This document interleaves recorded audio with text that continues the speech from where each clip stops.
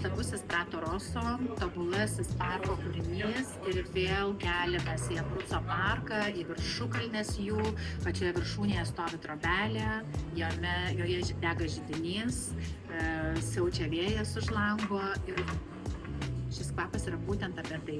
Malkų, medienos, sakų, kedrų kvapas, silpnai jaučiamas cinamono aromatas, nes savaime aišku kepa ir pyragas žiemą trobelėje.